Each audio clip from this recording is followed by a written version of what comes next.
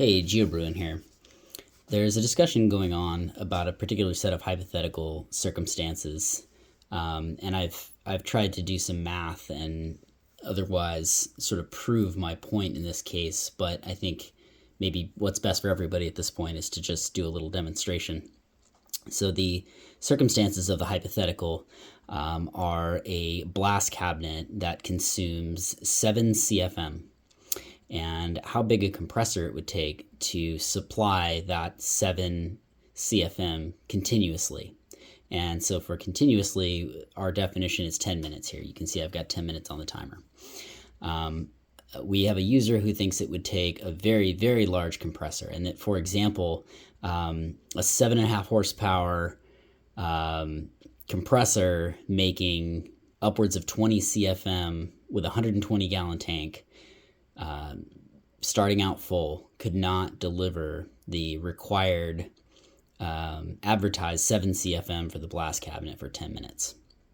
So I'm going to try to demonstrate this by using a rotometer, which is a type of flow meter. It's a variable area flow meter that I've used before. I've made videos comparing this to different differential pressure flow meters. I've shown that it's accurate when used properly, which is when venting to free air under the appropriate atmospheric conditions. So in this case, we have the regulator tuned to 90 PSI. We've got a 25-foot half-inch hose is the only thing separating the regulator from the rotometer here. I've got a ball valve that I've pre-adjusted so that the flow will be almost exactly 7 CFM on the gauge here. And I'm going to go ahead and start the clock, open the valve, and let this thing run for 10 minutes. So this will be probably the most boring video I've ever filmed, assuming I can even film continuously for 10 minutes. But hopefully we get to see what happens, and we'll see if at any point the gauge drops below that 7 CFM number, meaning that my compressor is unable to keep up. So for context, my compressor is a Harbor Freight 60-gallon 5-horse compressor that's probably rated closer to 15 CFM, certainly nowhere near the 7.5 horse 20 plus CFM compressor in our hypothetical scenario. So here we go.